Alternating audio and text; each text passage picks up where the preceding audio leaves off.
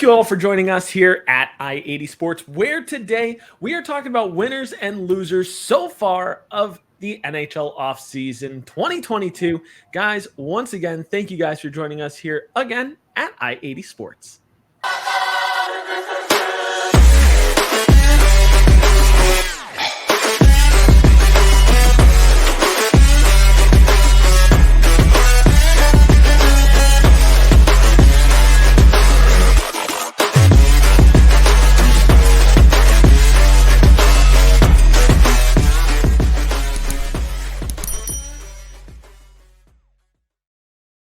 Thank you all for joining us here again at I-80 Sports. I'm Brian. He's Tom. Tom, how you doing today? Doing well. And it's been a busy, off-season, post-draft, early free agency type of thing so far. It's been very, very busy. Some players have moved. Other players, say like Nazem Kadri, we still don't know what they're doing. But right now, we'll just review what's gone on so far. And believe me, as you're going to find out, a lot has gone on. Yeah, it's been quite the flurry of moves and moving and shaking in general in the NHL. So I'm just going to run down some key moves here at the moment. And we realize that it's also been a little while. Like our last episode was beginning of July? Like our first real, the last real episode, not like specials or anything like that. I think the last episode we had, Tom, was like early July? Yeah, it was our pre-draft, I believe. So right around when the finals ended. Yeah, so there's been quite a bit that has gone on. So, the main thing that we want to get across is just talking about some teams that we felt were winners today, some teams that are lagging behind a little bit and are going to be big question marks at the beginning of the NHL season so far. Obviously, if you guys enjoy this content, make sure to check out our YouTube page down below, youtube.com/I80 Sports. Make sure that you're also streaming this on whatever your favorite podcasting platform is. My personal favorite is Spotify. If that's where you like to listen to your podcast, hope you're listening to us there. But right now, I'm just going to read off some key moves right now. This is dating all the way back to, what's the date here? Thursday, July 7th is where I am starting, and I'm just going to try to go through as quickly as possible here. So first and foremost, we had a couple trades that went on that day because it was draft day on that day. Congratulations to Juraj Slafkovsky, the number 1 overall draft pick to the Montreal Canadiens. And the one thing I did say, Tom, what was the one thing I said that the Montreal was going to look to do? Draft him number 1. Draft him number 1, but then also get bigger. And a big key move was trading for Kirby Dach that night. Mm-hmm. So with Slafkovsky and with Kirby Dach, you get insanely bigger, right from the stretch with both of them. So great job in Montreal's case, but they're still tanking hard for Bedard. Blues hard. You know what? I don't know about that. Because you want to know what? I got a funny feeling with them that they might not be done yet. The little unrest here going on in Calgary, in Calgary, I'm sorry, with Jonathan Huberdeau. Yeah. Could they potentially make a move for him or make a play for him? He hasn't said that he's staying in Calgary at 100%. I mean, I said it before, and I'll say it again about Montreal. I've said it, and we have discussed this the past few years. I have said they need a top-down reorganization there, which they have done. But just to acquiesce these fans, could you maybe see them making a deal for the best French player in the league right now, in Huberdeau? Remember, he has not said he's going to play for Calgary 100% yet. I think he's still kind of in shock of the trade out of Florida, to which we all are in a lot of ways. That's something that we're going to get back to in just a minute. But yeah, I mean, I think anything's entirely possible. I really like what Montreal has done so far this offseason, and I think they hopefully will be at least a little bit more competitive than they were last year. But let's be honest, they are definitely in the sweepstakes right now for Connor Bedard or Matvei Michkov at the moment. So we're just going to have to see what happens. But I'm going to keep running down some of these acquisitions real quick. Tom, this might bring a slight tear to your eye. Alexander Georgiev, former goaltender of the New York Rangers, getting shipped out to Colorado. It's looking like that he very well is the number 1 goaltender over there in Colorado now, coming off of their Stanley Cup. So that's going to be interesting to watch. I don't know about that. I think Sakic said it's going to be a 60-40 split with him and Franchot. So who knows? And rightfully so. I mean, Francouz was really good this year in limited minutes. So hopefully it's not a situation where Sakic doesn't want to overexpose Francouz to more minutes and maybe how do I put this? Expose him to his weaknesses a little bit too much. And that may be the same concern with Georgiev, to be honest, because he didn't get a lot of playing time behind Igor Shesterkin this year. I mean, then again, Igor Shesterkin kind of commanded that time. Igor was down for a little while. Remember, he went down around November, so Georgiev was getting a little bit of time in there. Yeah, but it was also like so early in the season where things were still in flux, and then Igor came back, and there was no looking back at that point. Some other big moves that happened on draft day. Alex DeBrincat, the one guy who a lot of people were looking at pre-draft and thinking, where is he going to move? Where is he going to be traded from out of Chicago? A lot of people were speculating New Jersey. There were other teams that were speculated, and lo and behold, the Ottawa Senators swooped in, trading for Alex DeBrincat. It was a pretty hefty price tag, but if they can lock him up long term after this year, it could prove to be a really good move by Ottawa, and it makes them more competitive. More on Ottawa in a little bit. Marc-Andre Fleury also staying put in Minnesota for another year, so good on Marc-Andre Fleury. It also delays calling up Jesper Wallstedt for the Minnesota Wild, so great on them. New York Islanders staying a little bit active, acquiring Alexander Romanov on draft day. Decent move there. I really like Alexander Romanov, and I think the change of scenery is going to be great for him in New York. Moving right along, we also had another acquisition the day after on day 2 of the draft. Defenseman Tony DeAngelo getting moved to the Philadelphia Flyers in a, okay, why did you make that move type of move? And more on that a little bit later. Just still wild to me that even happened. We had some goaltenders that really moved around this offseason so far, so I'll try to focus on the goaltenders real quick. Ville Husso getting traded, his rights getting traded from the St. Louis Blues over to the Detroit Red Wings, where Ville Husso also signed a contract extension with the Red Wings as well. I don't have the details on what the contract was. It was actually pretty high, though, for Husso, and he's going to more than likely be the number one starter there for Detroit with Alexander Nedeljkovic backing him up. So that's going to be an interesting tandem for Detroit. Makes them more competitive as well. New Jersey Devils also getting in on the action on the goaltender carousel, picking up Vitek Vanacek from the Washington Capitals. I thought that was a really smart move by the Devils. Good move for Washington, picking up some draft capital as well in that move. But with the Devils, it makes the goaltending situation at least a little bit more at ease. There's still question marks there. But more on that as we move along here. Philip Forsberg, forward for the Nashville Predators, is staying put for a number of years in Nashville. Good on him on the contract extension there. Just trying to scroll through and try to get to the day that free agency started here. For reference, I'm looking at TSN's website. Here. We had some re-signings and contract extensions that happened before free agency opened up. Valeri Nichushkin staying put in Colorado for quite a hefty price tag, I might say. But he absolutely earned it in the playoffs. Tom, do you think Nichushkin earned that contract? Oh, most definitely. Yeah. I mean, he was literally playing first-line minutes over there in Colorado. I think so. Oh, yeah, and I think he definitely deserved it. Oh, I missed another goalie trade. Matt Murray getting traded to the Toronto Maple Leafs. I'm sorry. Can we talk real quick about Toronto real quick? Because, okay, so Toronto had a goalie problem this year because their tandem was Jack Campbell and Peter Mrazek. Peter Mrazek, who ended up getting dealt to the Chicago Blackhawks. Jack Campbell, who ended up signing in Edmonton. So Toronto then looked and said, well, we need to stay competitive. We're going to be contenders this year. We're one of the best teams in the entire NHL, and we need to win a Stanley Cup. Who are we going to win a Stanley Cup with? So their answer to that was Matt Murray and Ilya Samsonov. I'll be cynical here for a little bit. I don't know if that's the answer. I mean, you can play devil's advocate here, Tom, but I don't know if that's the answer. Do you? I don't know about Samsonov per se. Murray, a little bit different. Murray's used to being a goaltender on a team that's really top-heavy. He won 2 cups in a row in Pittsburgh on a very top-heavy team with Crosby and Malkin. Toronto, as I had mentioned to in previous episodes, trying to kind of build their team like the Penguins did with Crosby and Malkin, like they have with Matthews and Tavares. And maybe, just maybe, they're following that blueprint and thinking, well, he was able to get this done in Pittsburgh with a team like that. Maybe he can do it again here. Obviously, in Ottawa, it didn't work out. The team wasn't much good. But I mean, you stick a goalie like him who's decent on a good team, sometimes it works. It worked there twice in a row.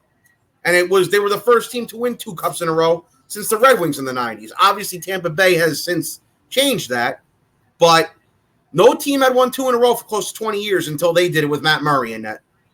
And you could even use the 90s Red Wings as an example too. Always were built up all over on forward with Yzerman and Fedorov and Shanahan, on D with guys like Nicholas Lidstrom and Larry Murphy and the like. But I mean, in goal, it was usually Chris Osgood or Mike Vernon.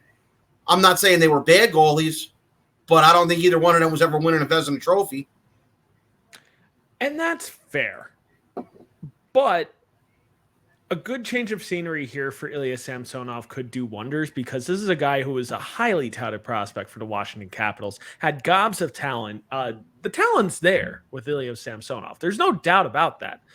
He has just choked in the big minutes that he's gotten. So maybe a change of scenery to Toronto will do wonders for him. Maybe Matt Murray going to Toronto also does wonders for him. Maybe they play an even split. Maybe it becomes a 60-40 split there. Left to be seen. Toronto, it's not a bad move. It's just leaving me scratching my head. We had some re-signings that also took place for the Pittsburgh Penguins.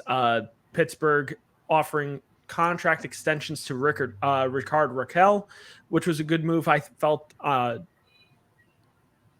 it doesn't hurt to re-sign him. They want to stay competitive, and they want to try to stay competitive in a metropolitan division that's getting better around them. Just not a bad move at all. Pierre-Olivier Joseph also getting extended by the Pittsburgh Penguins. And then lastly, Evgeny Malkin also getting an extension, a player that we really thought was going to go elsewhere. And to be honest, I'm kind of glad Malkin didn't move, just because I can't picture him in anything else other than a Pittsburgh uniform. And there were talks that he might have gone to Washington, and my head started spinning at that point, thinking like, oh my God, you would have had the number 1 overall pick and the number 2 overall pick in a Washington uniform from 2004, with Alexander Ovechkin, the number 1 overall pick in 2004, and Evgeny Malkin, the number 2 overall pick in 2004 on the same team, which could have been cool to see. But they're also bitter enemies, so I don't know how that would have worked, to be honest. But now we're going to start getting into some of the key free agent moves here. The day that free agency opened up, you had Cam Talbot that got traded from Minnesota to Ottawa, so Ottawa still making moves there. Probably the most puzzling trade that we'll stop and talk about real quick here. Max Pacioretty, formerly of the Vegas Golden Knights, getting traded to the Carolina Hurricane for future considerations. After you consider that Max Pacioretty was dealt for Nick Suzuki a few years ago, I can't see this other than just a terrible move by Vegas. Do you agree with me, Tom? Most definitely. But I'm going to talk about Vegas a little bit later, because my little theory about them seems to be coming true. And unfortunately, that theory seems to be spreading like monkeypox, because another team's following suit, and I don't know why they're doing it. Is that too soon to say spreading like monkeypox? Well, I said it. That's fine. Just my own mind working there. As free agency opened up, you had the Johnny Gaudreau sweepstakes that opened up, and there were rumors swirling that whole entire day. New Jersey was getting him. No, Philadelphia is going to get him because they're going to move money out. They're going to trade Ivan Provorov. They're going to trade James Van Riemsdyk. They're going to go get their homeboy. There was talks that New York Islanders were possibly going to do something there, that maybe Lou had something up his sleeve, going to go offer him a big contract. And out of nowhere, you had Columbus that came out of nowhere and offered a big contract, and everyone was just like, yeah, they're just trying to up the price. There's no way that Johnny Gaudreau goes to Columbus. And then he did. I'm still stuck on this one, because nobody willingly chooses, like, nobody willingly outside says, you know what? I want to spend 7 years in Columbus, Ohio. Nobody has said that in the history of man. No one has, and sorry to all you Columbus fans out there, all 2 of you, but I don't see it. It obviously makes Columbus good right now, especially with them re-signing Patrick Laine, but Tom, what do you think of this move? Do you think Johnny Gaudreau going to Columbus was the right move for him? Is this a good move for Columbus? Do you like this? Do you not? Well, here's the thing. I'm not sure he ever wanted to play for the Devils for whatever reason. Maybe he just didn't want the native New Jersey kid thing on there on his mind and pressuring him. But the thing to think about is this. He may be from New Jersey, but he's from New Jersey in name only. For the people on here who are not from New Jersey like we are, the part of New Jersey Johnny Gaudreau grew up in isn't the New Jersey that you really know or think of. That part of Jersey is more like Eastern Philadelphia. It's pretty much Philadelphia suburbs. It's a very Philly-centric area. Flyers were his boyhood team. He wanted to be a Flyer. It didn't work out. I don't think he wanted to go to the island because I just think he didn't want to play for Lou. I think a lot of players are growing sick and tired of Lou Lamoriello's rigid, structured way of having to play for a team. It's not the 90s anymore. Players have more autonomy, they make more money, and they want to dictate what they're going to do. They don't want to be told what to do and how to do it 24/7 by a guy like Lou Lamoriello. I don't think Long Island was ever a reality for him. I just think when Columbus came out of nowhere and Philly told him no, he just said, you know what? Let me take this. Let me take this before I don't have it anymore. Yeah.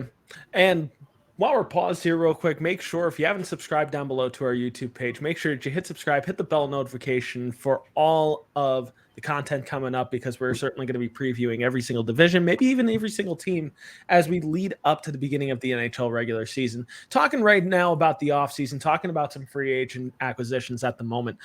Josh Manson, who was a key contributor to the Colorado Avalanche in their run to the Stanley Cup this year, also scored a few important goals in the playoffs this year. He re-signed as a free agent with the Colorado Avalanche, so he is staying put in Colorado. Good on him. Nick Paul also signing a 7-year extension with the Tampa Bay Lightning. He played some really good hockey towards the end there and was huge in the playoffs for the Tampa Bay Lightning. So well-deserved, and I think he's going to be a fan favorite for years to come there in Tampa Bay. I think he kind of just took Tampa Bay by storm after being dealt from the Ottawa Senators at the trade deadline. Other moves here by the Tampa Bay Lightning, also signing Hayden Flurry, who we last saw with the Seattle Kraken. So Hayden Flurry maybe about to prove something in Tampa Bay, which would be nice to see. Tampa Bay had to do something because they also lost longtime defenseman Jan Rutta to the Pittsburgh Penguins. He shores up the right-hand side there for the Pittsburgh Penguins. Good signing there, in my honest opinion. Other key moves, I'm just going to do as fast as I can with some of these moves. Troy Stecher going over to the Arizona Coyotes. Really good college team over there. Good luck to them. I'm sorry, I had to. Yeah, there's a city in Oregon with a pretty nice arena who would support a hockey team. That's all I'm saying. Yeah. I mean, the inside of the stadium, what it's projected to look like, looks nice, but like it's better for a college team, not a NHL hockey team. Ilya Labushkin, who also played for the Arizona Coyotes, he's now going to be dressing in a Toronto Maple Leaf sweater this upcoming year. Good on him.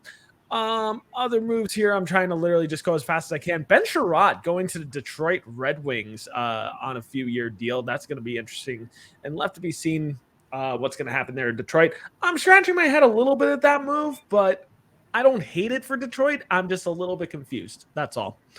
Other moves here. Frank Vetrano, former New York Ranger for a hot second there, going to the Anaheim Ducks, and we'll also see another Rangers player here going to the Anaheim Ducks in just a second here. Ryan Strome, that is, going to the Anaheim Ducks.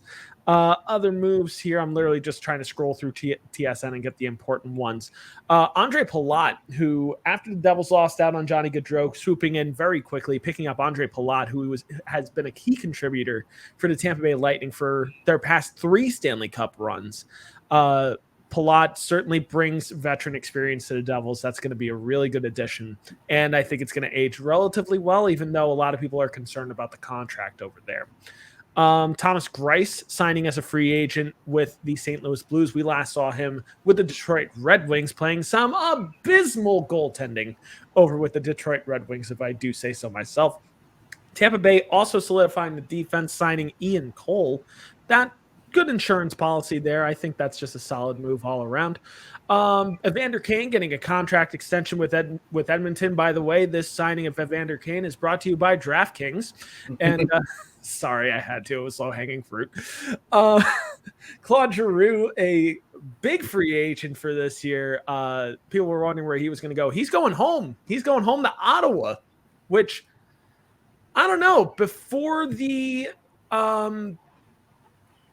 beginning of this offseason, or not this offseason, this regular season, I probably would have said that wasn't going to be possible. But with the passing of Eugene Melnyk as their owner, Ottawa's just making good, solid moves now. They're opening their wallets and actually making this team more competitive. And it also helps that they're going to build a new arena in downtown Ottawa potentially, because that arena where they play right now is it's in Ottawa technically, but in little Canadian civics lesson here, Canadian government lesson here. Years ago, many cities in Canada, they did something called amalgamation, where cities like Ottawa, Montreal, Toronto, they basically just took over the entire area around them to increase the population and landmass, and I guess to help out with utilities and the like. So it originally was in a town called Coronado, Ontario, which has since been absorbed by Ottawa. Moral of the story is, I'm not going to give you a boring lesson here. That arena is in the middle of nowhere. And was built in the time when the trend was to build sporting facilities. Guess what? In the middle of nowhere. So everybody could drive, tailgate, and go home. That was right at the end of that era. Now everybody wants the arena in the middle of inner cities where there's entertainment and public transportation and restaurants and the like, so you can do stuff before the game and after the game besides getting into your car and driving home in a frigid Ottawa winter after a Senators loss. It probably didn't feel as bad back in the day when they had guys like Alfredson and the like, and they were winning a lot of games, but now it probably is just straight annoying. Anyways, that's also probably a big reason why they're opening their wallets right now, because once they do move to downtown Ottawa, whenever that may be, they're going to need players there to fill the building. Yeah, they're going to need players there to fill the building. And I mean, certainly they're already, all intents and purposes right now, they do have a few players that do fit that bill at the moment. I mean, Brady Tkachuk is a superstar in the making in a lot of ways. He's got the name recognition, especially in thanks to his brother and his dad. And he's been playing fantastic hockey as of late. Got over 70 points this year on a relatively, subpar Ottawa team this year. Tim Stützle is also a star in the making there with the Ottawa Senators. So, and you also have one of the best defensemen in the league with Thomas Chabot as well. So there are some players that are bringing, fans into the doors right now. But that being said, getting Claude Giroux is certainly important as well. Also looking over there, looking like that Tom might have froze, but I'm going to keep on keeping on over here for right now. I'm going to keep running through some of these free agent signings at the moment. So Nick Leddy, who we last saw with the New York Islanders, I believe he was with the New York Islanders, going over to the St. Louis Blues as a free agent. I believe it was a 4-year deal, which kind of leaves me scratching my head a little bit just because he is on the older side and you give him 4 years. It's a little confusing to me. Other signings here, we had Jack Campbell, as I mentioned before, signing as a free agent, going to the Edmonton Oilers, will likely be their number one goaltender over there now. Brendan Smith, who was last with the Detroit Red Wings, he is solidifying the defense over there in New Jersey, signing a 1-year deal right now. I'm also going to, for those watching right now, I'm going to turn off the I-80 Sports brand there real quick, just so that way it doesn't fully cover my beautiful face, but it's fine.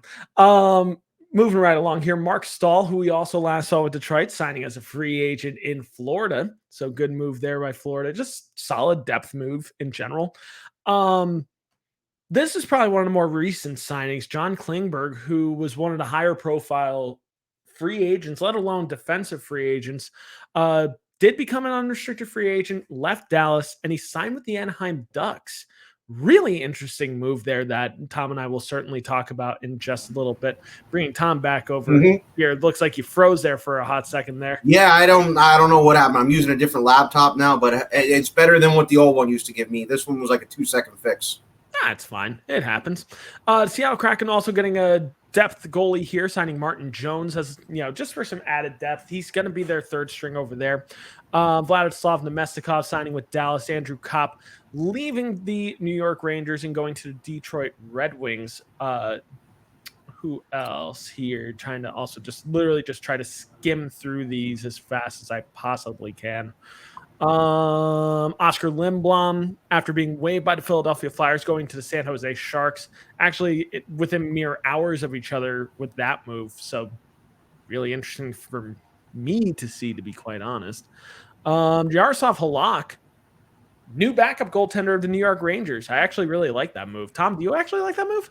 Don't mind it. I mean, you're backing up a Vezina Trophy winner there, so it's not like it's a 60-40 or a 50-50 situation where you just need a reliable backup. You don't need a 1A, 1B starter situation. You just need a reliable backup, and he seems like a reliable backup. That was a problem for many years with Lundqvist, where Lundqvist was having to shoulder a lot of the games because they couldn't find a good goalie to back him up until they started getting guys like Marty Baron and the like. Yeah, precisely. And Boston made a few moves here, signing AJ Greer from Devils depth. Actually, AJ Greer might actually get the chance to play some fourth line minutes over there in Boston. The day before they signed him, they also traded Erik Haula to the New Jersey Devils straight up for Pavel Zacha. So Zacha's going to get a new breath of fresh air over in Boston, and he's also quite familiar with the territory. He's lived in Boston for the past couple of years now, and actually trained up in Boston every summer. So just a good straight-up move for both teams. I think Erik Haula gives speed to the New Jersey Devils, and for Pavel Zacha, a new chance of life, and he is going to possibly be a Swiss Army knife with Boston, so that could be fun to watch.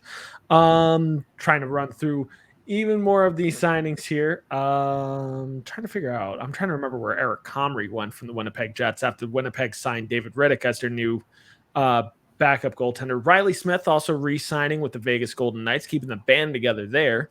I like that move, actually, for Vegas. I really like that move, to be quite honest. Actually, no, I'm sorry. With Vladislav Nemestikov, he didn't sign with Dallas. He signed with Tampa Bay. I didn't mean that's where he actually got his start. With what, Nemestikov? No, that he got his start in Tampa. Yeah, he was never quite thrilled about leaving there all those years ago.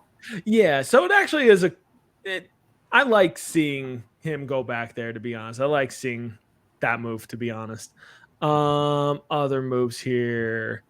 God, it's so difficult to sift through some of this because of the way that it's set up here. Let's see. Kevin Rooney, as we last saw with the New York Rangers signing with Calgary, probably going to be either a depth forward or could even play some fourth line minutes there for Calgary. A good penalty killer, to be honest. Certainly a good role player. Decent move in general. Eric Stahl got an invite to training camp for Florida, so we'll see if he'll make the squad. I don't think there's going to be room for him, but we'll see. Other moves here. I'm trying to find the most important deals here, obviously. I'll keep sifting through these. Why don't we actually start now on talking about some winners and losers here? So I'm just going to point out some teams here. We'll start with winners first because we always got to start with the winners. And we'll just expand on them a little bit. We'll just talk about them a little bit. The first winner that Tom and I think pretty much agreed on, Carolina. I really, really like what Carolina did this offseason so far. Picking up Max Pacioretty for almost nothing and getting Brent Burns as well to replace Tony DeAngelo. Just really solid moves for a contender, which there's no beating around the bush now with Carolina. They are pretty close as you can possibly get to a Stanley Cup contender at this point. Tom, you can agree or disagree with me on that one. Okay, here's the thing. I'm about 50-50 on this point. I agree those moves made them better. It bolstered them. It really did. But, I mean, Pacioretty, never really been deep in the playoffs. Burns, good defenseman, good number one guy, good guy to run the power play, yeah. Bolsters an already strong lineup, yes. But they were saying last year that team in the series with the Rangers needed a game breaker or needed somebody to put the final nail in the coffin. And they were going off about guys like Aho and Svechnikov about how they couldn't get it done. And maybe they could get somebody like that in the offseason. I think Pacioretty and Burns are both good players. But I'm not sure. I think that this makes them a little bit better. I think that it bolsters their lineup.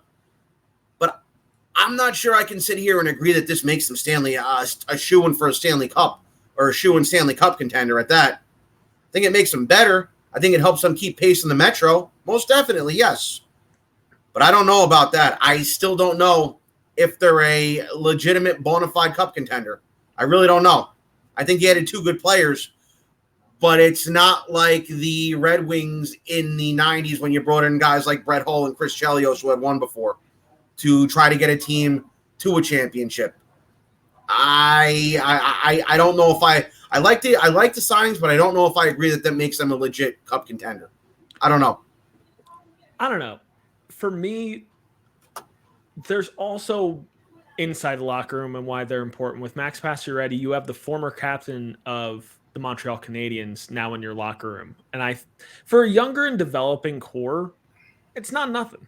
I mean, it's funny that I also say a younger developing core because at the same rate, they're almost in their prime now between like Sebastian Aho, Teuvo Teravainen, and Andrei Svechnikov. They're really not kids anymore per se. But who was that last player you just brought up? Teuvo Teravainen, right? Well, Teuvo Teravainen, but then also Andrei Svechnikov. No, I'm not. I'm talking about Teravainen right now. Svechnikov. Yeah. Svechnikov. I don't care about him right now. I don't care about him. Period. No. Take your Michigan. You bring up Burns. You bring up Pacioretty, and then you put Teravainen's name as the younger one. Yeah. But Teravainen's got a Stanley Cup ring. Those 2 guys don't. Burns went to the finals. Pacioretty never even got close. Does Teravainen have a Blackhawks 2015? Oh shoot, he does. You're right. I forgot about that. God, I forgot. He was like in his rookie year that year too. Yeah. God, I forgot how long ago that Teuvo Teravainen actually came into the league. But even still, I mean, picking up Pacioretty, great for the locker room. Great for the production on the ice as long as he stays on the ice. And that's also going to be important. With Brent Burns, I don't know about you. On and off the ice, I'm going to take Brent Burns over Tony DeAngelo any day of the week. Oh, I agree with that. But Brent Burns also brings you some really important playoff experience. Brent Burns is a guy who has gone to the Stanley Cup before and has played important games in April and May.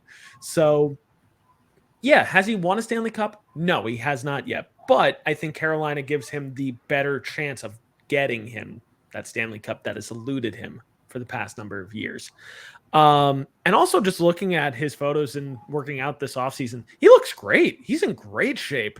It's like all of a sudden he goes to Carolina and he's just like, oh, wait, I should actually take working out seriously. And now he's like shredded. So that's going to be interesting to see on the ice to me. He literally looks like somebody out of Game of Thrones now. And he even trimmed up the beard. Just, wild. Yeah, I think Carolina to me is a winner of this offseason so far. That and also getting a pretty sweet haul of draft picks for Tony DeAngelo. The fact that Philly was even dumb enough, we will be back to Philly in just a little bit. The fact that they were dumb enough to give him that haul of picks for Tony DeAngelo for 1 year of production in Carolina, I don't know. I don't like that move for Philadelphia at all. Another winner that I had listed here, and this will make you happy, Tom, the New York Rangers. I'll tell you why. I'll tell you why I like what the Rangers did this offseason. They made moves that I think make them a stronger contender. I think picking up Vinny Trocheck, even though you had to pay a pretty penny, is important for the Rangers to get to that Stanley Cup this year or next year. Picking up Yaroslav Halak gives you a bona fide, with experience, backup goaltender who has played important minutes in April and May in the playoffs as well. God forbid that Igor Shesterkin goes down during the playoffs. You have somebody that can slot in and has that playoff experience, that's been there before, know what's expected of him. So that's probably my favorite move that the Rangers made, and it was probably one of the smallest. And then the other thing I really liked that the Rangers did, they didn't open up their wallets super, super hard for Capo Caco. They gave him a prove-it deal. They gave him a bridge deal, which, given the production, he's starting to get better, admittedly. He's starting to prove it a little bit more, but he wasn't quite worthy of a long-term extension at a larger, AAV. What do you think? Stay healthy. He needs to stay healthy. That's my thing with him. I think every time he got hot last year, he wound up getting hurt. Yeah, every time that he looked like he was about to turn on the Jets, he looked like he was about to finally get it going, and he gets hurt. Or, he just doesn't show up on one particular night or for whatever case or reason. He is starting to get more noticeable on the ice. I'll give him that. But I think you've got fans that are starting to, get a little bit antsy and just say, okay, when are we going to see the potential realized? When are we going to see the goal scorer? When are we going to start seeing what we got in the number 2 overall pick from a few years ago? When are we finally going to see that? Lafreniere is starting to turn that corner already. He's probably not going to get a bridge deal on when his ELC retires. No, he potted 19 goals last year. And I think honestly, hot take, I think he can easily get 25 to 30 this year. He's trending upward right now, big time. Yeah. And I guess it all depends next year on where he plays in the lineup too. There's people saying that he might start on the right side with Zibanejad and Kreider. There's other people saying they may keep the kid line together and let Sammy Blais play on the right side on that top line. Just because what I noticed with Zibanejad and Kreider ever since Buchnevich left, it's pretty much kind of been a plug and play in that right wing slot. Honestly, my methodology is if it ain't broke, don't fix it. Keep Laffy and Kakko together and just have somebody, for sure up the middle with them. Somebody who can easily just feed them the puck and just... Or maybe let Trocheck play with them since he's a little more defensively responsible. And maybe let Guido play with Panarin and potentially Vitaly Kravtsov. That too. And it's also left to be seen if Kravtsov is actually going to play for the Rangers this year. I think he is. I don't think they have a choice anymore. I don't think they have a choice either, but the other choice could be trading his rights and letting him play elsewhere. That would be true, but only other solution. I worry about that at another time. I'll be a homer here real quick on one winner that I thought. And Tom, this one you may disagree with me on. We'll see. New Jersey. I think ultimately losing out on Johnny Gadro and the Matt Tkachuk sweepstakes is ultimately a blessing in disguise for the Devils and not having to pay that price tag on either of them long term. Maybe more so for Gadro and not for Matt Tkachuk. I think Tkachuk could have fit very, very nicely and very naturally with the New Jersey Devils. He would have, and I don't think he would have had an issue with coming to New Jersey either. I don't think Gaudreau was ever going to agree to play for the Devils. No, but I think if Tkachuk was moved, I think he would have said no problem, I'll play there. Yeah, and I think he's happy that he's in Florida now, and we'll react to that trade in just in a few minutes. But I think he's certainly happy that he's in Florida. He's got a very good chance of playing some really competitive hockey over the next few years with Florida. But with New Jersey, you could have gotten something kind of special there where this is going to be a team that is going to be, I don't care what Paul Bissonnette said. I don't care what Busy says. This is a team, New Jersey, that can be a perennial playoff contender in the next few years. That is going to be making the playoffs year in, year out with the moves that they made over the past few years.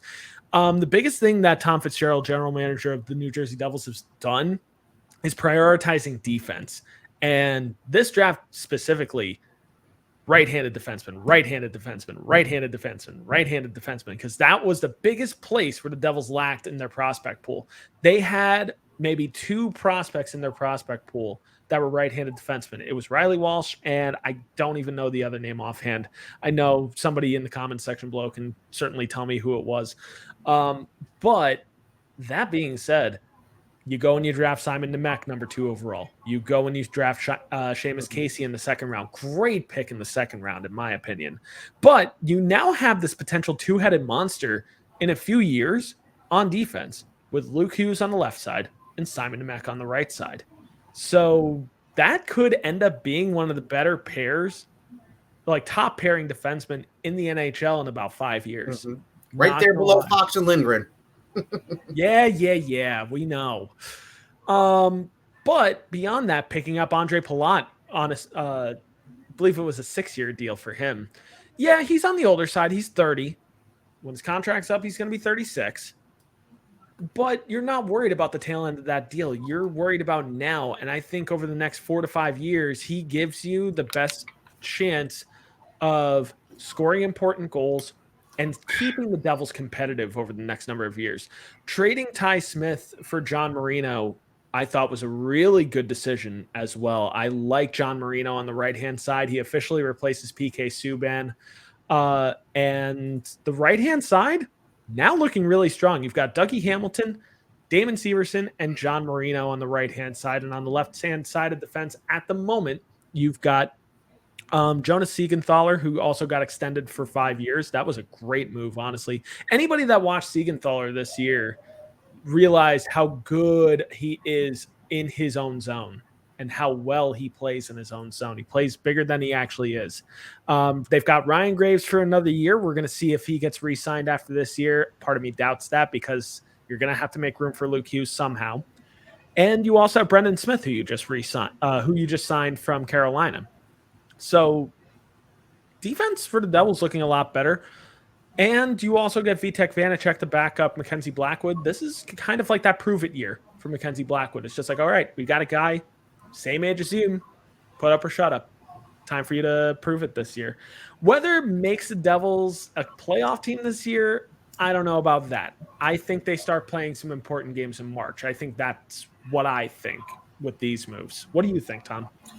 Well, the thing about the East this year is that I'd say right now in the Metro, you definitely have 2 spots taken for the playoffs. I'd say in the Atlantic, you have anywhere between, I think you definitely have 2, potentially 3 and 4. So that leaves about 2 to 3 playoff spots open. So it's going to be interesting.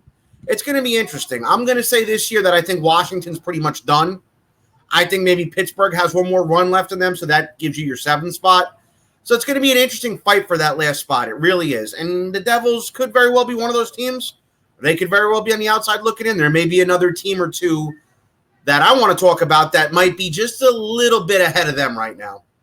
Yeah, I mean, the East in general is going to be super competitive. They're definitely the stronger division right now over the West. Mm-hmm. You know, in general, the Metropolitan is pretty wide open. The Atlantic is. Yeah. I mean, the Central. I mean, if you go in the West, the Central's a joke right now. Colorado's going to sleepwalk their way to a division title this year. They don't even have to think. They're not even going to have to try. No. Like, they don't have to try. The Central is a joke this year. Sorry for anybody who's a fan of any Central team. Except for the Avs, of course. Congrats. You won the Stanley Cup. You might win another one this year. Very well could on the backs of Georgiev and Francouz, for sure. For sure. A team that I think is going to steal a playoff spot this year in the Atlantic. Hot take here. And another one of my winners. And I don't know if you agree with me on the winners here for this one. Ottawa Senators. I really like what the Ottawa Senators did this offseason so far. Don't you, Tom? I really like what they did. You know, you already had a core there with Tim Stutzla and Brady Tkachuk. You brought out another player in Alex DeBrincat, and your cherry on top is your hometown boy, Claude Giroux.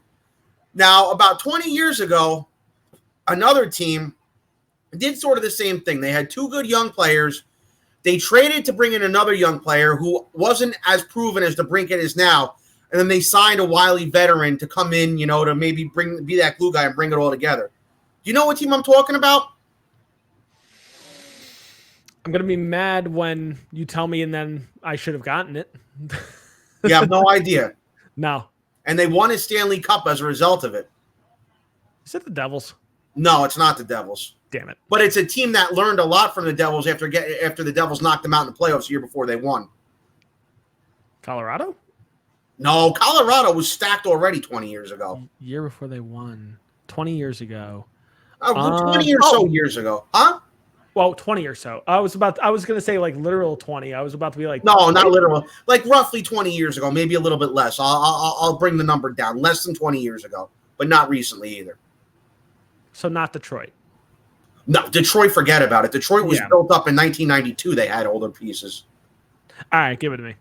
The Tampa Bay Lightning, when they won their first cup. Oh, my Look God. at them. Yeah, of course. You had Vinny LeCavalier and Brad Richards, who you drafted. And you brought in Martin St. Louis. Although the difference with St. Louis and DeBrincat is this. St. Louis was virtually unknown at that time. Couldn't even cut it in Calgary. No. And then who did they go out and sign? They went out and signed Dave Anderchuk to be the glue guy, to bring it all together. And Dave Anderchuk, you know, had been in Colorado when we went there with Ray Bohr. Colorado was not interested in bringing him back. Anderchuk went to Tampa. Tampa offered him a few times during those first couple of years, hey, do you want to be moved to a Stanley Cup contender? He says, nope, the job is not done here. They went out and won the Cup. It's very, very similar to what Tampa Bay did, is what Ottawa's doing right now. Tampa Bay also winning that Stanley Cup on the biggest pads I've ever seen in Nikolai Hobby-Bull. And there's a reason why the lockout happened. And when the lockout finally ended, they totally, like, I don't know if a lot of people remember this, but after the lockout ended and the NHL came back for the 2005-2006 season, or was it 2006-2007 season? No, it was 05-06. We lost the whole year in 04-05. Yeah, exactly. So 05-06, you had the Marty Brodeur rule that was instituted with the trapezoid. For those that are curious, that was instituted because Marty Brodeur was too damn good at handling the puck in his own zone. That's the reason why it's the Marty Brodeur rule. It really is. But the other thing that they did was they regulated the size of pads, because guys were getting away with like using insanely sized pads. And there were some goaltenders that really lost out because of that. And careers didn't last that much longer afterwards. Looking at Nikolai Hobby-Bull, Evgeny Nabokov was a name. Patrick Lalime was another one who had some really large jumbo size pads with the Ottawa Senators and just couldn't figure it out after the size got cut down. Yeah. Little history lesson there for those that are listening on that one. That, like, a little bit of history lesson there, lockout history there. But yeah, really like what Ottawa did this offseason. I think with these moves, they could be a playoff team this year. They could easily sneak into the playoffs in the Atlantic, maybe sneak a wild card spot. I don't know if they're really going to go much further than that. I think there's still some growing left to do with Ottawa. Mm-hmm. And I don't know, man. Ottawa in the next few years could be a cup contender. But it's the same thing. Like, look what Tampa did. They brought Andrechuk in the 1 year. They had everybody there. That was 01-02. Andrechuk came in. They offered to move him somewhere. He didn't want to go. 02-03, they won a division, won a playoff round, lost to the Devils. 03-04, they won the cup.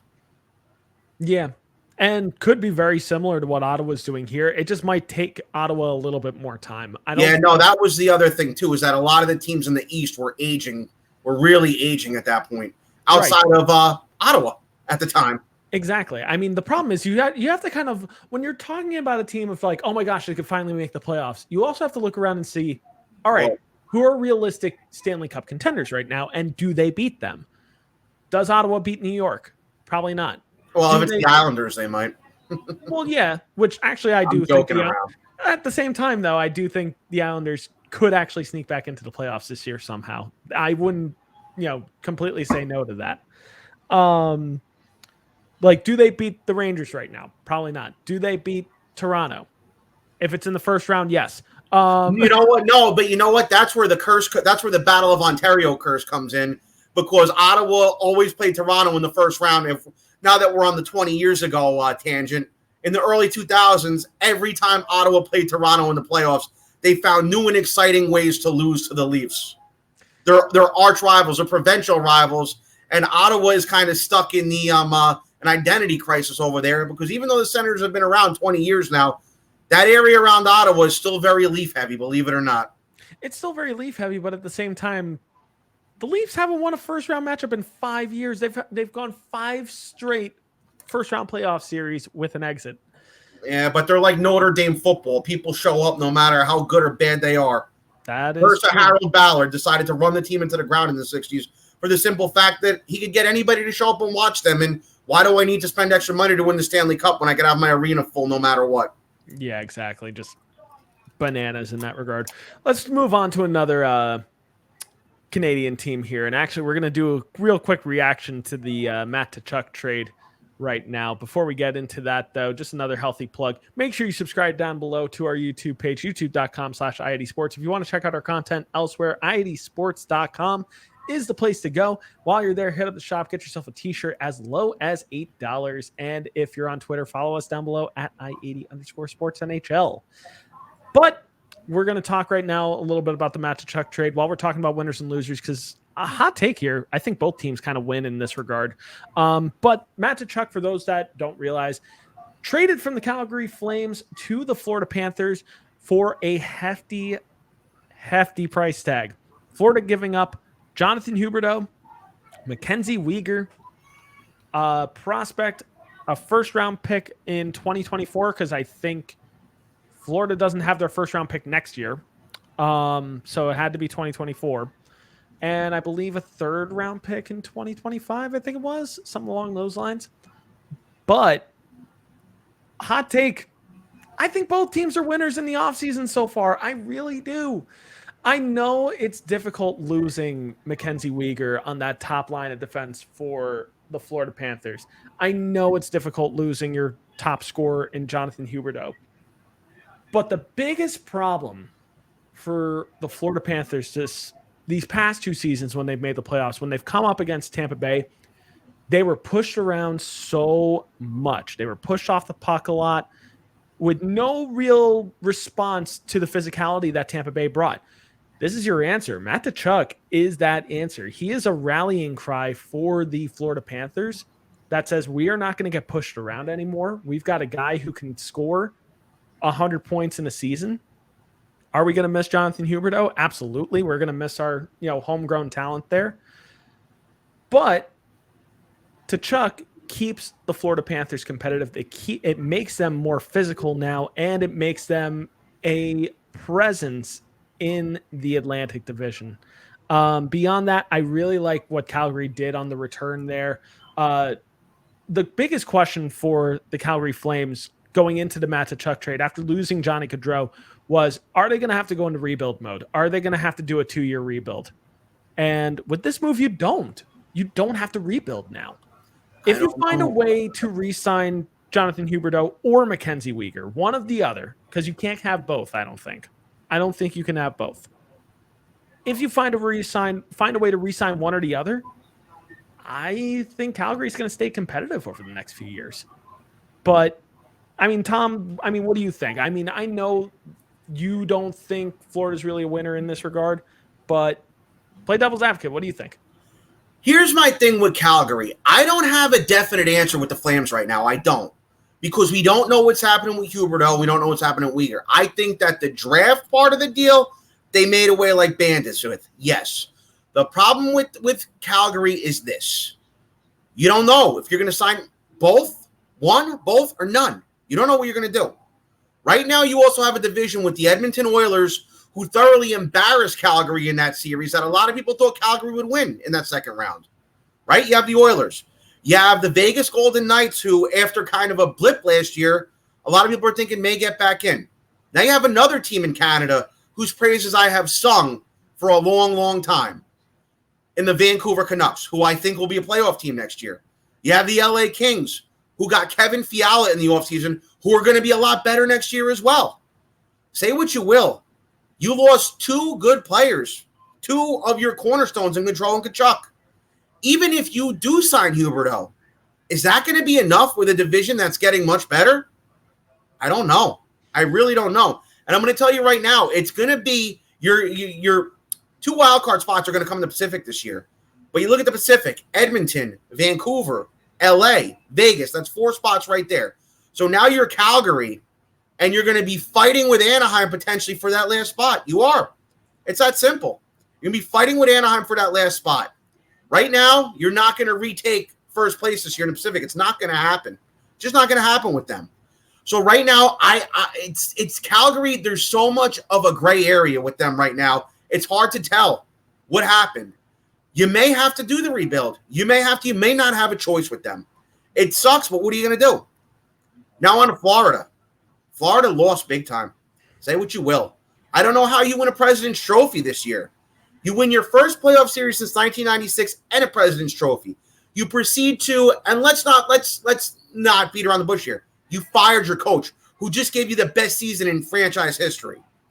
Then on top of that, you go and trade maybe a top 5 player in franchise history who's right up there with Pavel Bure and John Van Beesbrook. That's how sad the history of the Florida Panthers is right now. That's how sad it is. Here's another thing to say with Huberdeau. He has been over a point per game for the last 4 seasons. Now, I know Tkachuk, he's gritty. He scores goals. He does all that. Wonderful. Matt Tkachuk has only been to the 2nd round of the playoffs as many times as Jonathan Huberdeau has, which is a tie. Matt Tkachuk has only had 1 season where he's been over a point per game.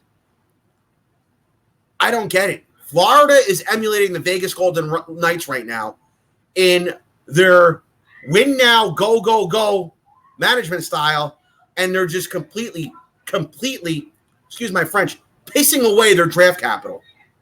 And that's not a good thing. That's not a good thing. And I'm not saying this is going to happen, but a reality could very well be that maybe it's Florida next year, like Vegas last year, who's sitting home in April and May watching playoff games instead of playing in them. And also, you brought in Paul Maurice, who's a good coach, but he's not a great coach. I don't know if Paul Maurice is going to be a Stanley Cup champion coach. I don't know if that's going to be your difference. To tell you the truth, I think Florida overreacted big time here. I would have let them go one more year with this core and then start making moves next year. Say what you will, Tampa pushed them around. That's very true. Tampa also won the last 2 Stanley Cups in a row. Not for nothing. So I don't know about Florida, man. I really don't know. It could go one of 2 ways here. But I'll tell you right now, it would not surprise me if they don't make the playoffs next year. It really wouldn't. To play devil's advocate here, though, if Florida wins the Stanley Cup this year, it doesn't matter at that point. Because then you could say the trade worked. True, it does matter. It does matter, but look at Florida. Florida is a carbon copy of my favorite team, the Rangers, in '94. They sold that franchise's soul and mortgaged everything to win that 1 cup. And then basically it was like a nuclear bomb hit the Rangers because they were cleaning up for the next they tried to keep emulating it for the next couple of years until they hit around the late 90s and said, oh, you know what? We're in trouble. And Neil Smith, listen to his interviews if you guys ever want to hear him on a couple podcasts. Neil Smith, the day after the champagne dried up, the smoke cleared, they cleaned up all the party favors, the parade ended, the parade broke down, the cup went back to Toronto with the two handlers of the cup. Neil Smith, on the morning, the parade was June 17th for the Stanley Cup. The morning of June 18th, Neil Smith walked into his office, looked up and down his organizational depth chart and said, you fill in the blank there. And I don't know what to do. And now I'm in trouble. Great, I just won, but now I don't know what to do. Fair. I get what you're saying there. In Calgary's case, there are some interesting prospects you also have coming up that could maybe make up the production in years to come. I think in the immediate, I think Andrew Manjapani is a guy who takes that next step up. And people wondering just like, well, that's not that great. Here's some stats. He played all 82 games this year. He was one of the few players in the NHL to do so. But beyond that, in a total average ice time of 15 minutes and 44 seconds, he made the most of those minutes, scoring 35 goals this year. So he could bring that production to the top line with Elias Lindholm, playing alongside with Jonathan Huberdeau. That could be a pretty good top line, if you ask me. Waiting in the wings, as prospects. Don't know if Huberdeau's going to be there. That's the problem. You don't know, but as of right now, we're playing with the cards that we got. So true. We're saying that Huberdeau's there right now. But beyond that, you also have some interesting prospects coming up waiting in the wings. Jacob Pelletier is one prospect waiting to come up still. Matthew Coronado is another player to watch here. Playing in just 51 games with the Chicago Steel of the United States Hockey League, he scored 48 goals and had 85 points in just 51 games, and he was the 13th overall pick from the 2021 draft. He could make that push in training camp to maybe make this roster, but we'll see. Connor Zary is another name to watch out for as well for the Calgary Flames, as maybe a prospect that makes that push to make the roster this year as well. Anything's possible. Maybe they wait another year and wait to see what the fallout of Jonathan Huberdeau is. I've been looking at Zary's stats just out of curiosity because I was really high on him back in 2020. His stats, it doesn't look like he's progressing very well, Connor Zary. That's all I'm going to say. See what happens. Coronado's the one that's really progressing. He's the one that I'm probably, as like a person on the outside looking in, not a non-Calgary fan, that's probably the player that I'm most excited for to see when he finally comes to the NHL.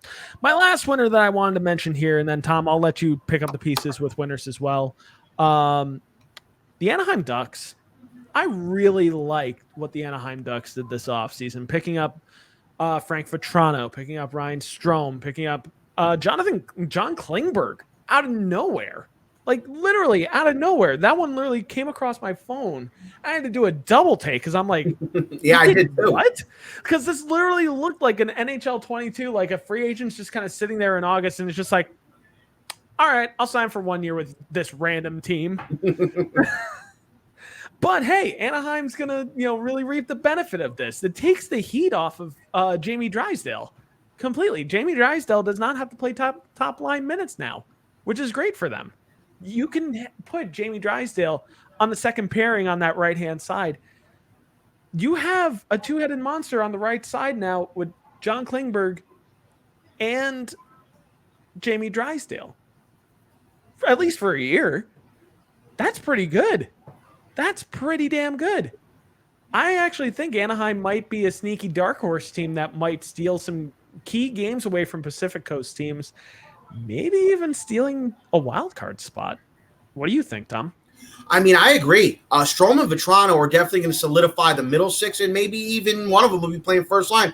Vatrano was first line with the Rangers during the whole playoff run. Vatrano's a great plug-and-play guy. Strome, as you've seen, is a great second-line center. I do think so. And like I previously alluded to, your wild card spots are coming from the Pacific this year. There's no outside of Colorado in the Central, maybe Dallas and St. Louis take the 3, but you get past those teams and it looks horrible. So like I said, you look in the Pacific, and if Calgary cannot re-sign Weegar and they cannot re-sign Huberdeau, strong possibility Anaheim gets that last spot. Like I said, I really think right now you have the Pacific, you have Edmonton, obviously. You have Vegas, who should probably rebound this year. We don't know. You have Vancouver, whose praises I have sung, and you have LA, who's gotten a lot better. And I think I said before, Vancouver, a full year under Brodeur, I really like what they're going to do. I think the Vancouver Canucks are going to surprise a lot of people this year. LA, you just added Kevin Fiala to a team that made the playoffs last year and gave Edmonton a run. I like them too. But I think Anaheim, especially if Calgary can't get it figured out, and if Vegas really struggles, I really think that Anaheim very well, yes, could be a playoff team. Wild card team, yes, but definitely a playoff team. Yeah, definitely want to just add in on the Pacific Coast side of things, honorable mentions in terms of winners, because I don't know if they're bona fide winners here, but definitely honorable mentions. LA, I almost forgot that Kevin Fiala got dealt to the LA Kings. Really solid move for the LA Kings there. And then going beyond that, San Jose is also another team that deserves a little bit of recognition. As good as it is for the Carolina Hurricane to pick up Brent Burns, it's that much better for the San Jose Sharks to be out from under Brent Burns' contract finally. That's and they've got true. they had 3 albatross contracts. Three defensemen tied up. Yeah. So The Athletic came out with an article actually, I think a week and a half or 2 weeks ago, stating some of the worst contracts in the NHL. How did they not mention Marc-Edouard Vlasic of the San Jose Sharks? That has to be one of the worst contracts in the NHL. He's got like 4 years left at like $7 million, and he's like 35. So, and he's not aging well at all at the fence. He's not aging well. But what is going to age well is a move that San Jose actually made today. Signing Mario Ferraro to a really, really, really friendly contract. I really thought he was going to get more money, but obviously San Jose didn't have the money to give him that much, and Mario still said, yeah, I'll take it. Budding defenseman there for the San Jose Sharks. Honestly, I just like San Jose's offseason as well. I didn't want to mention in my winners because I don't know if it's really that much enough to really get them anywhere closer to the playoffs, but at the same time, probably not. They're still a little bit away. Solid building moves, honestly. Just still good, honest to God, good, solid building moves. Tom, I know you probably had 1 or 2 other teams that you wanted to mention as winners. Who did I possibly forget? I glossed over Montreal in the beginning. I said kind of what I need to say about them. Anaheim, Ottawa, we spoke about Carolina.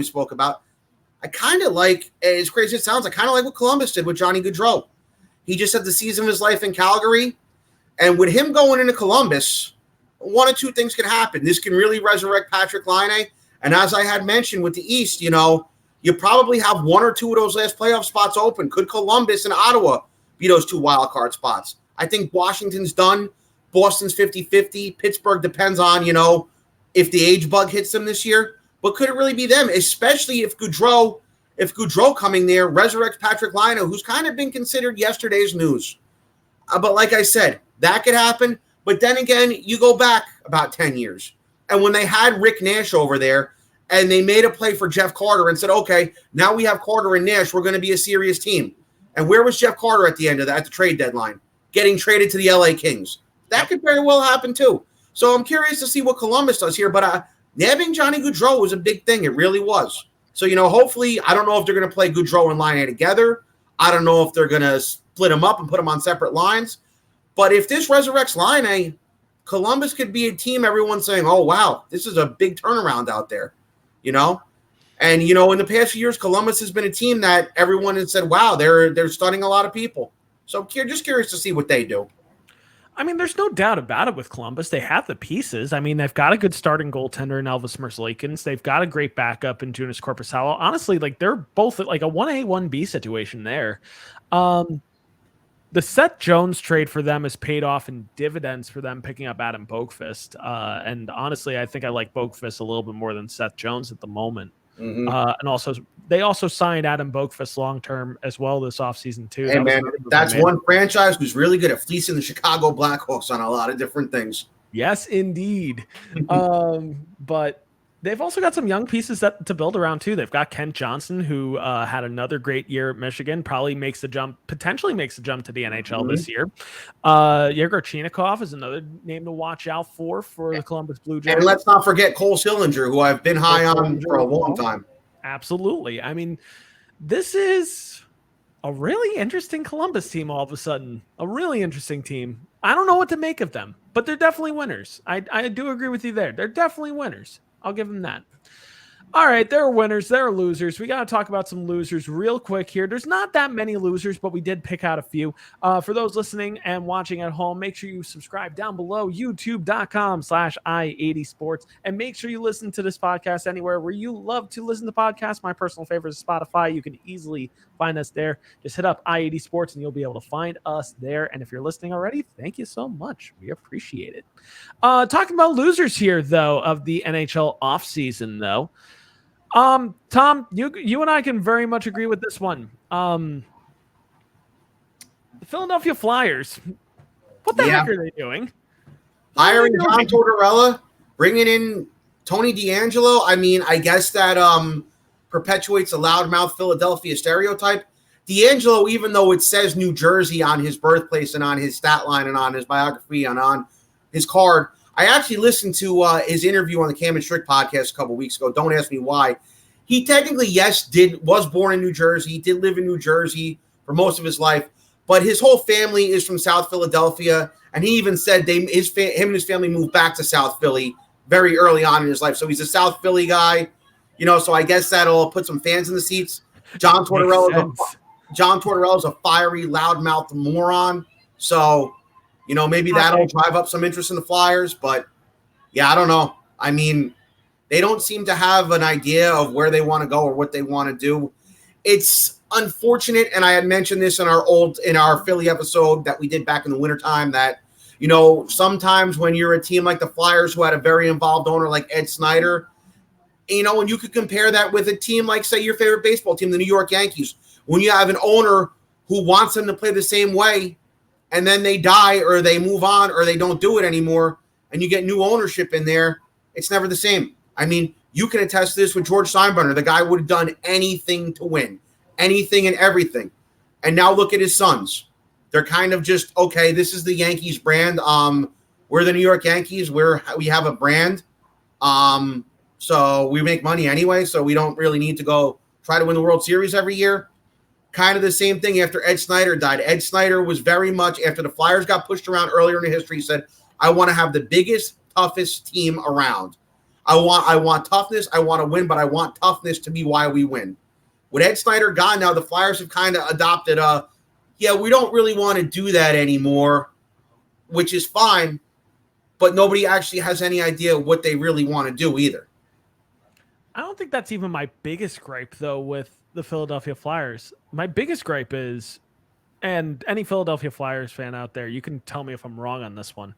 I just feel like Flyers fans were led on this whole long trail of, Johnny Gaudreau's a Philly guy. Johnny Gaudreau's from, Philly country. So, and he wanted to go there too. He wanted to go. He made he laid it on pretty thick. He wanted to be a Flyer. All the Flyers had to do, try to dump James Van Riemsdyk. You could literally just done it for just like future considerations while dumping another pick. Like, instead of trading that pick for Tony DeAngelo, trade it out the door with James Van Riemsdyk. Like, trade a 3rd round pick with him for somebody to take him off your hands. Ivan Provorov is another one. You could have easily done that as well. I understand why you keep Provorov. Obviously, it keeps you competitive. But then again, you also offered a huge contract to Rasmus Ristolainen for whatever reason after playing some of the worst defensive hockey I've seen in a long time. Hey, maybe they just want to get ex-Buffalo Sabres. Maybe that's the key to winning. Not even that. Just like, Philadelphia's notion is we want to get bigger. We want to get tougher. We want to bring on scorers. What do? We pick up Nick Delorier. And then you're not going to play physical, strong hockey. So why are you picking up Nick Delorier? And then ownership comes out and says, well, we were never really in on Johnny Gaudreau. We didn't put out an offer. Just like, why? Why wouldn't you do that?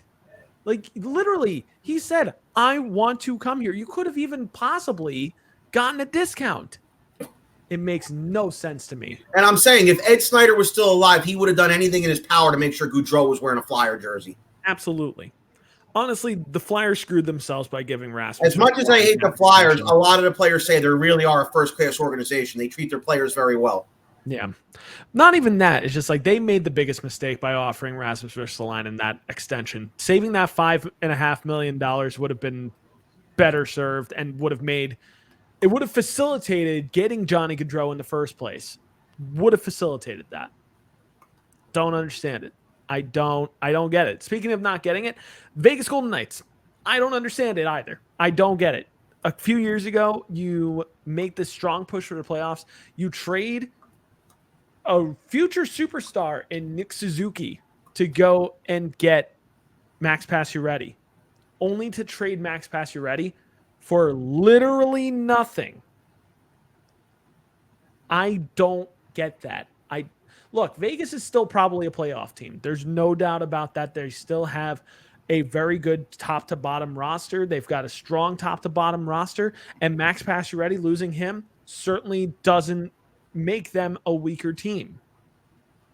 It makes them dumb as hell, though, for trading him for nothing. You're telling me you couldn't get anything. You're telling me that you couldn't get a 3rd round pick or a 2nd round pick for him, that you literally dumped him off for cash considerations and a player to be named later.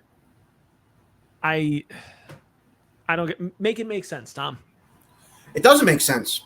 And I had sounded off about Vegas, and at this point you could just probably go recycle a clip from me from any episode we've ever done, and you can hear me say this again.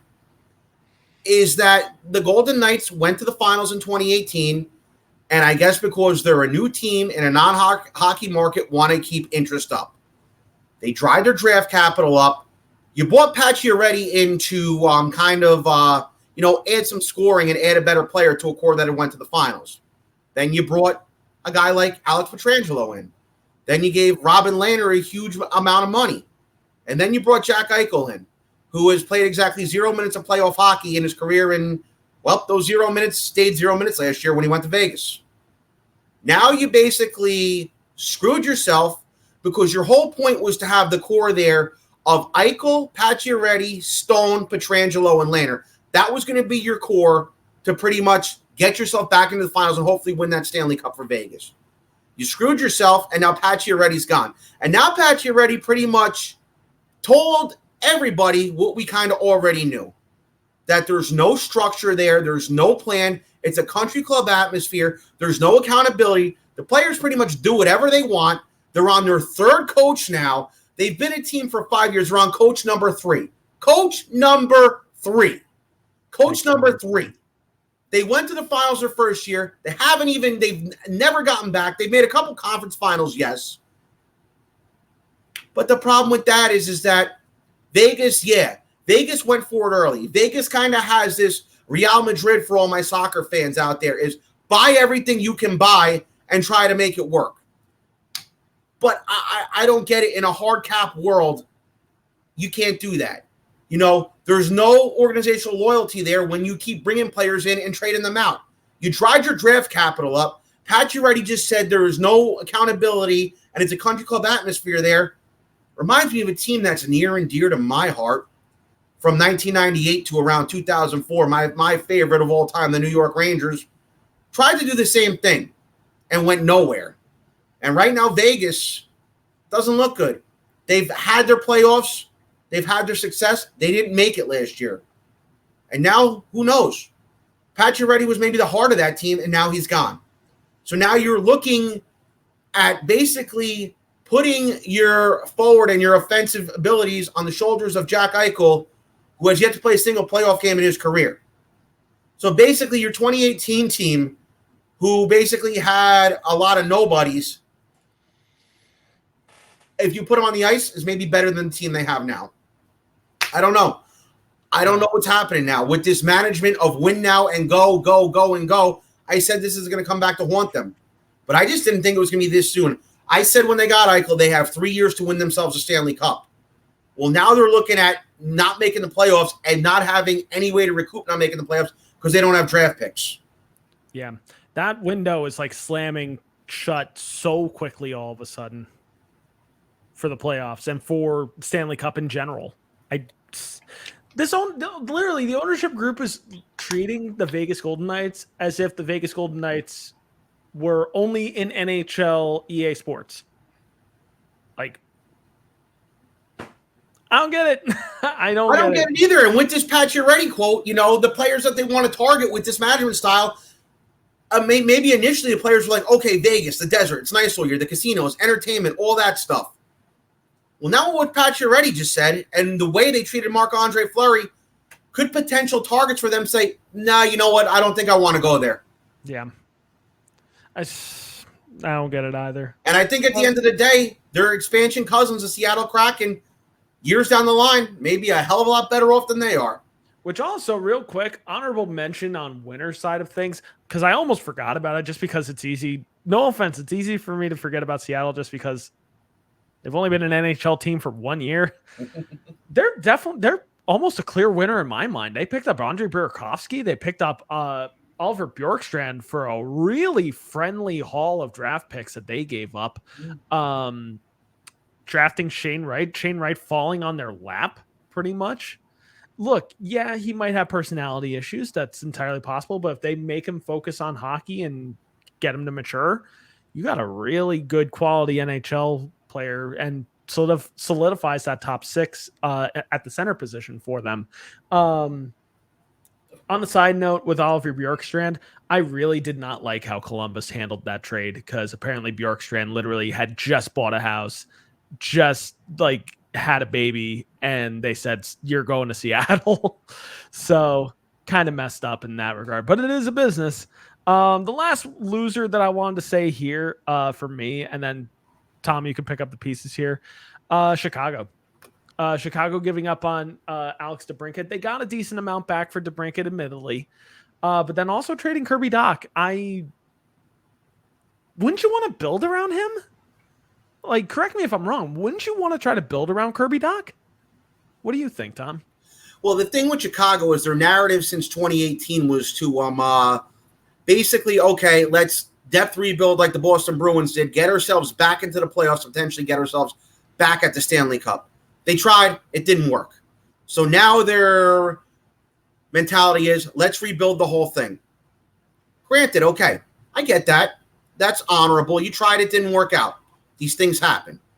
There's no blueprint on how to do it right. Believe me, if there was, then all 32 teams would finish at 500 every year because everybody would be doing it right, so nobody would beat anybody. I understand that. Now you have two franchise cornerstones there in Jonathan Toews and Patrick Kane. You're keeping them both on the other side of 30.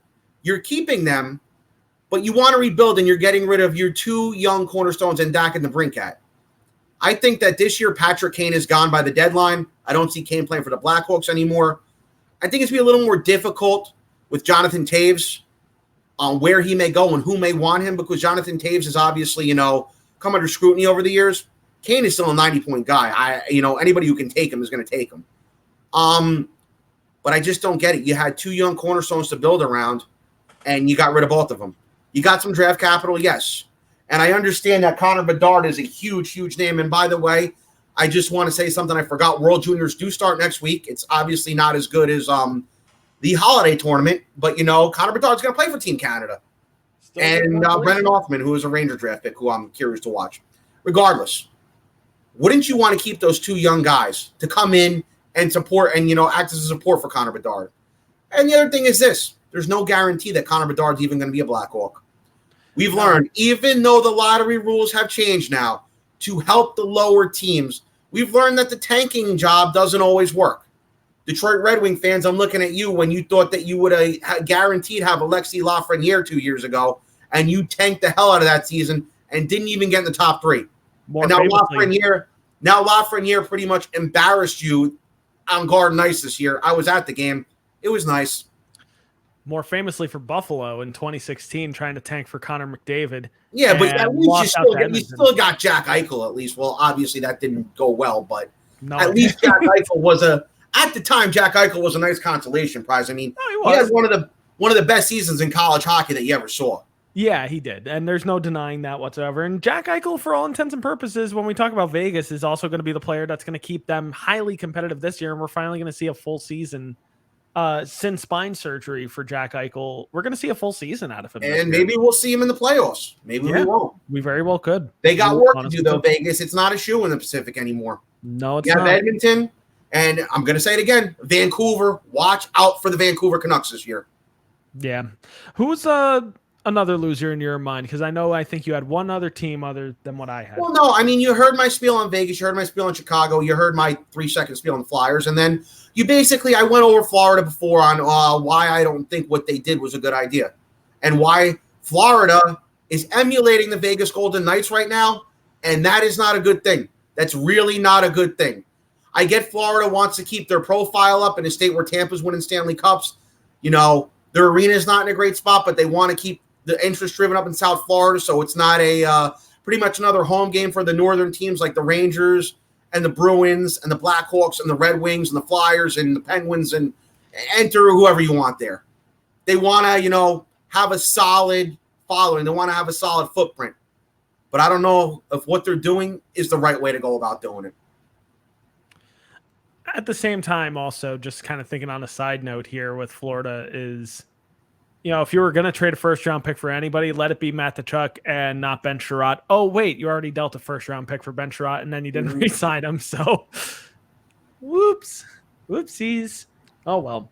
But for those that are watching us on YouTube, comment down below. Do you agree with our winners? Do you agree with our losers? Let us know. Make sure you hit subscribe down below, youtube.com/i80sports. Before we get out of here, though, I do have our question of the day that I do want to go over here. So the question of the day that I came up with today, who has made the most significant improvement this offseason? Tom, who do you think has made the most significant improvement this offseason? Well, I had mentioned above how I compared Ottawa to Tampa back 20 years ago, and I really like the blueprint that they have right now. It's a matter of if it works or not. I said last year when Chicago did what they did, they're going to be like the Bruins. They're going to resurrect themselves. They're going to be contenders again, and it didn't work.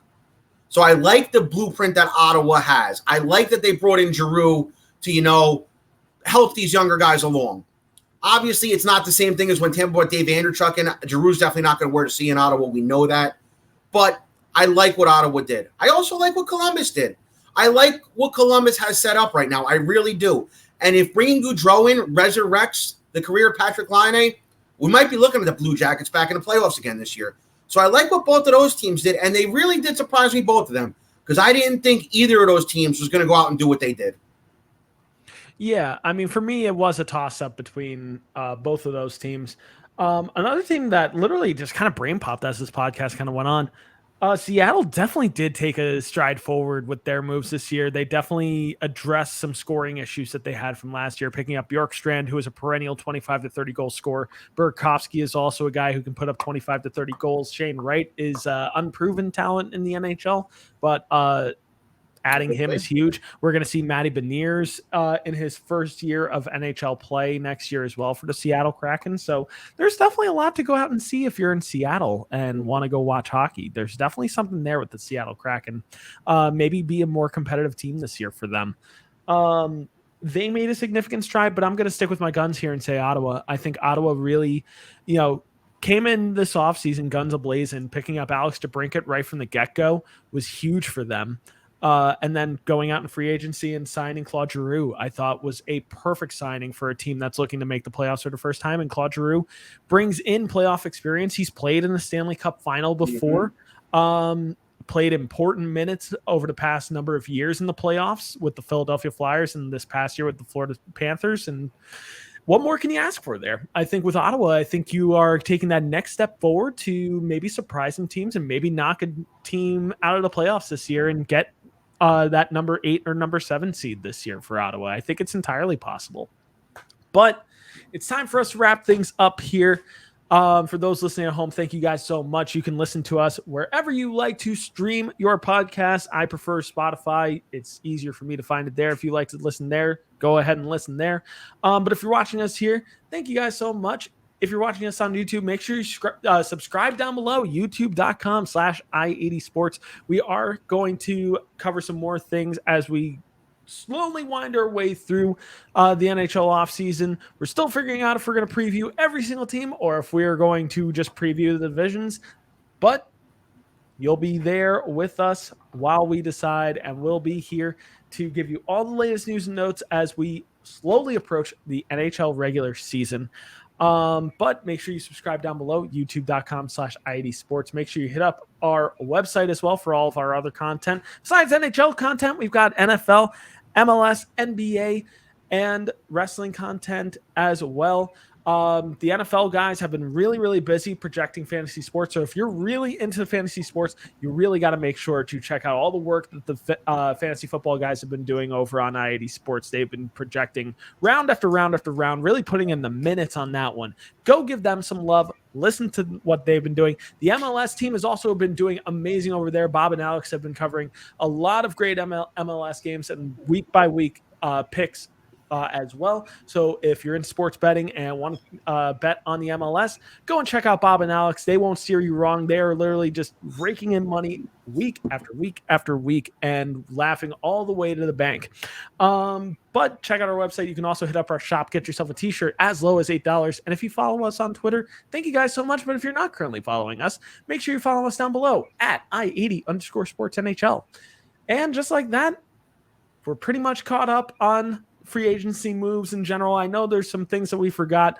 Sound off down below if you think we really missed something huge, and certainly we'll address it in weeks to come if that's the case. But for now, time to move away here. Time to let the NHL offseason continue, and we'll be here breaking down all of the biggest moves as we slowly approach the NHL regular season. I'm Brian. He's been Tom. This has been yet another episode of NHL on i80 Sports.